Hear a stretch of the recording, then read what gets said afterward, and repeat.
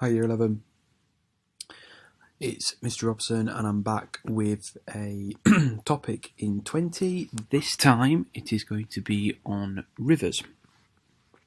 So again, just a bit of context for you. Topic in 20 is just where I try to take you through the key bits of a topic in about 20 minutes or so, just to help with your revision. This is not full revision. It really isn't. This is just a whistle-stop tour of the main sections of a topic being covered by myself, just to help your own revision. We're going to look at a paper one topic today with rivers, starting with this. Now, you do not need to understand all of this, but you need to understand elements of it. The water cycle, or as it should be known, the hydrological cycle. Now, there are sections of this that should come quite clearly to you. Evaporation, so water vapour rising up into the sky, condensing into clouds, and then you get that precipitation in the form of rainfall. Now, what's important for us in the rivers topic is some of these other key terms. So, when water flows along the surface, it is known as surface runoff. Surface runoff is faster. Run. Fast. As it's running along the surface, it can be intercepted by trees, rocks, walls. Basically, it is stopped and slowed down by different elements. It can infiltrate into the ground, where it sinks into the ground. And once it's in the ground, it then will move as through flow. So the water moves through the ground as through flow. Now, I know it says fast there, but through flow is slower than surface runoff. So run off fast, through flow slow. Okay? So as long as you're aware of the basic elements of the hydrological cycle, you're going to be on the money. Words like infiltration and interception need to be quite confident. You need to be quite confident with. So again, remember to pause me if you need to have a little look at this. But again, just having a little awareness of this goes a long way. Now, for us, rivers really fall into three sections or three courses. Okay. So here we can see the long profile of a river, and here we can see the cross profile. Now, in the upper course, the long profile shows that the land is really quite steep. The gradient is steep, and its height above sea level is quite high. You often find V-shaped valleys. Lots of vertical erosion. The erosion that's happening is cutting into the ground. You'll find rocks rolling, traction, and smaller rocks bouncing, saltation. And the lode size is usually quite large and angular. In the middle section, the middle course, the land, as we can see, is starting to flatten. The gradient is becoming flatter. More rounded lode, suspension as sediment is carried along in the river, and the channel is becoming deeper and wider. Here we find meanders and more lateral erosion that is sideways.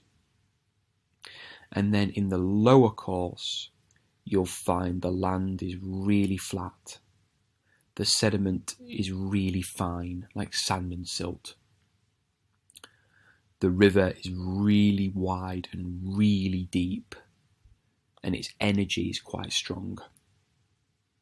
Here you'll often find the river can flood quite easily. Now, a source is where a river starts, and a mouth is where a river ends. So again, you don't have to know all the ins and outs about this. You just have to be aware of kind of how it works and just how it looks. Now, in the upper course, you will find features such as these. Mountainous land. You can see the clouds there forming above the mountains. Interlocking spurs, waterfalls. The source of a river is usually either a spring where water bubbles up from under the ground, or boggy, permeable land which soaks up water like a sponge. In the middle course, that land is starting to flatten, so the river will meander and turn. You may well get oxbow lakes and levees forming, amongst other things. And in that lower course, you'll find the land is incredibly flat. The river is really wide and deep, and you'll eventually find its mouth where it exits into the sea. Now, as we move through the topic here, you need to be aware of just these modes of transportation.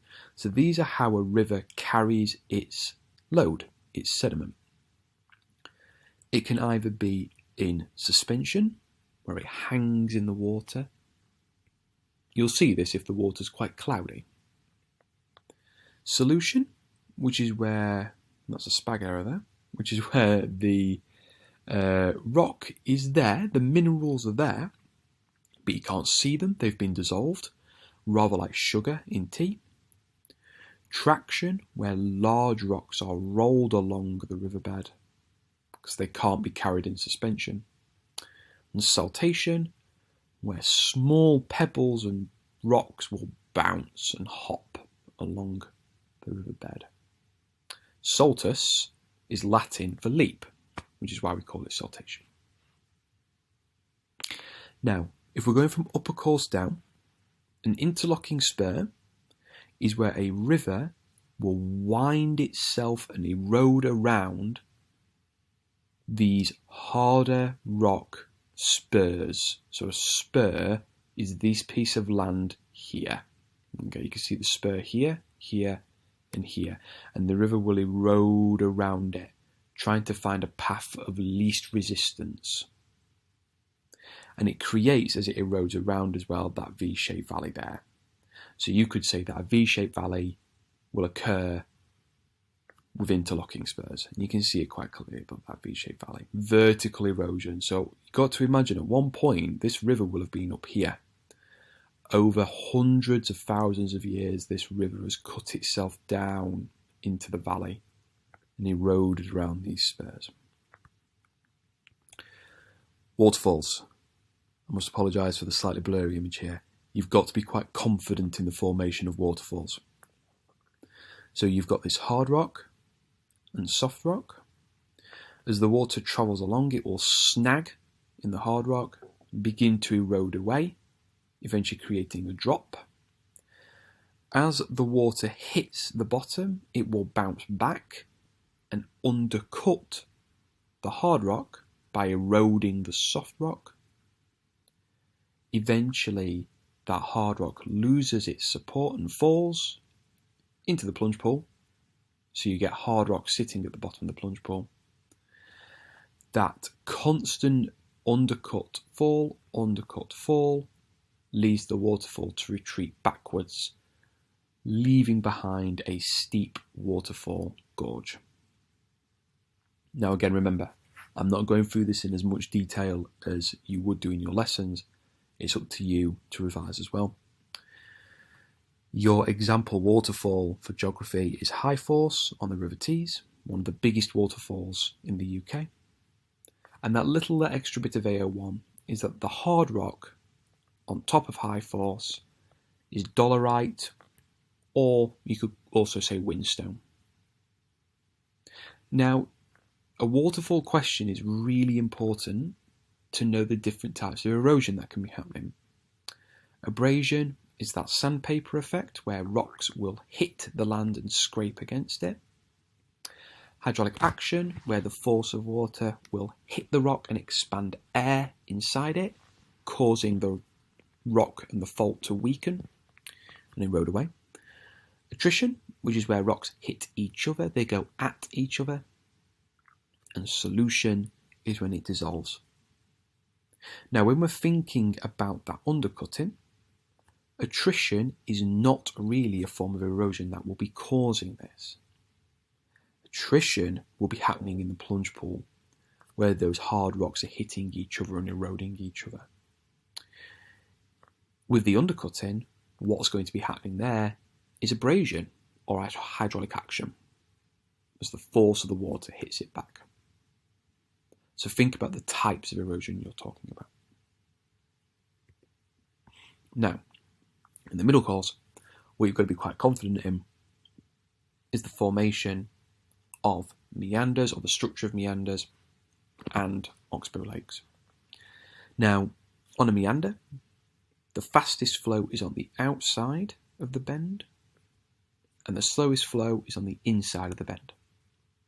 Now, what that means is on the inside, you get that deposition because the water is slower and there is more friction and there is less water, so it's not moving as fast. So you get that slip-off slope there, and you can see it there and there and there. And on the outside, it's deeper, so there is more water. It's flowing faster.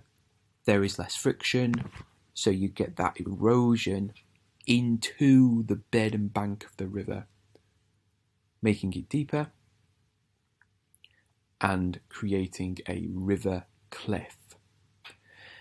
Now, the same thing that happens at a river cliff will happen, the same thing that happens at a waterfall will happen at a river cliff.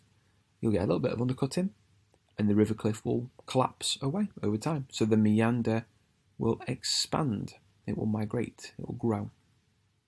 Now, over time, the outside of the meander at the neck will eventually erode through as that fastest flow, the Fallweg, the fastest flow, eats away at the neck.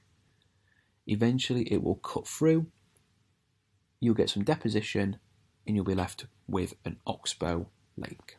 There we go. You'll also find floodplains in these areas and levees. Levee and floodplain can be explained pretty much in the same diagram. When a river floods, it brings sediment up with it, and it deposits the sediment with the thickest, biggest sediment closest to the river channel, and the smaller sediment further away. So it takes less energy, so it gets further away. And the result is you get these mounds of sediment built up after many, many floods. And what they do is they actually increase the height of the river. This sediment is full of minerals and nutrients. Really, really good for farming. So when you're talking about the formation of a floodplain, you're talking about a river flooding and depositing its sediment, making the area really, really good for farming. Now, there are lots of different factors that can affect flooding.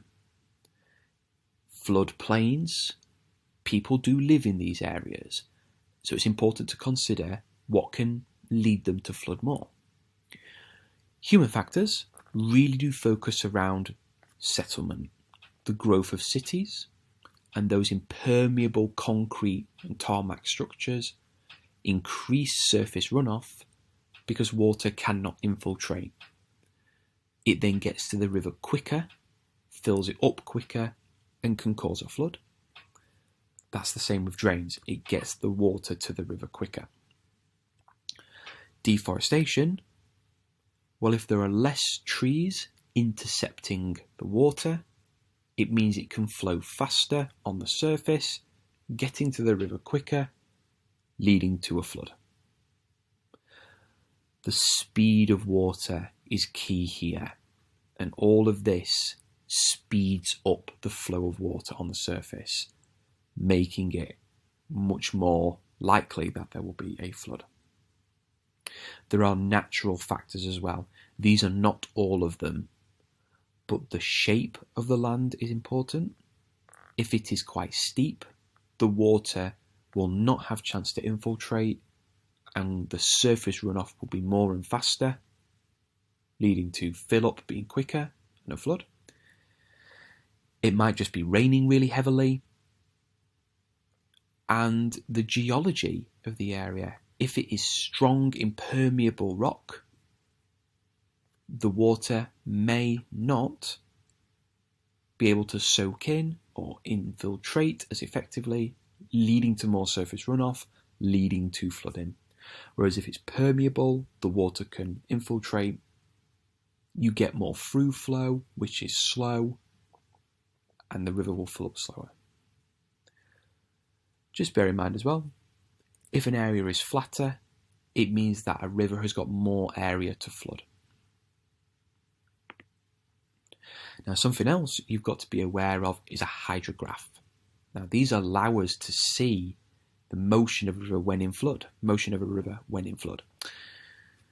These are really easy to understand, but you've kind of just got to be aware of them. Peak rainfall is just when it is raining.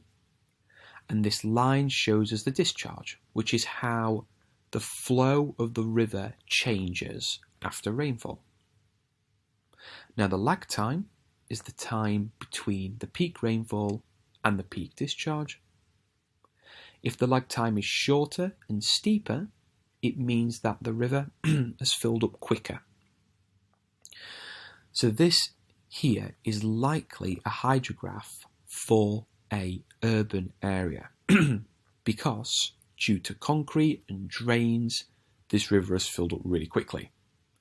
But then often in urban areas, rivers are designed to flow quickly, so then it returns to normal levels quite quickly. You can see here the base level of the river, so this is what it should be like normally. Here you can quite clearly see there's probably going to be a flood that could happen. Okay. So again, we're just going through the basics. Now, rivers do flood, so you have to guard against that. This is what the specification tells you need to know about. Hard engineering, straightening a channel so the water can flow faster, cutting off meanders. Building dams to capture water and control river flow, so you can actually regulate the amount of water flowing down a river. Flood relief channels and some embankments there, look. So creating these embankments makes the river higher so it can hold more water. And having this relief channel means it can fill up instead of flooding an area. And it's not mentioned, but you could also have floodgates that close when it's going to flood. Soft engineering involves warning systems, planting trees, floodplain zoning, and restoring rivers to their natural course. So taking things away, like if you've built on them, taking stuff away from them so that they can return to their natural course. Now, for your topic, you need to be aware of the costs and benefits. You might be able to hear the sound of my stepdad's battery charger singing away there. You can't always control these things. Hang on. There we go. It's finished. Wonderful. So, these are not all the costs and benefits. These are just some of the main ones I picked. You can pause and read these, but these are all fairly straightforward. Okay? Embankments, they're cheap, they're natural looking, but they're permeable. They're often made of soil, so they can breach and break. Channel straightening, it speeds up the river, heightens the discharge, so it moves the water away quicker, but it can move the problem downstream, so the water floods an area further down the river. A flood relief channel, it's latent. You can just leave it alone and it will fill up when it needs to. However, you will get plants growing in them. You'll get silt building up in them. You have to maintain them. Floodplain zoning is where you build your expensive infrastructure, so your homes, businesses, you build them far away from rivers. So near the river you keep it natural. Fields, low value infrastructure. It's great because it lowers the risk, but it takes up space. You might need to build near your river, you might not have much space, and it can be hard to retrofit. Floodplain zoning would be useless in Worksop. It's urbanised. You'd have to kick people out their homes. Warning systems are fantastic. They allow you to warn thousands of people, but not everybody listens to them. Trees are great for intercepting water, slowing water down, but it takes years for trees to grow. It can take a lot of time. Now, remember, I have not gone through everything here. I have not gone through the River Tees.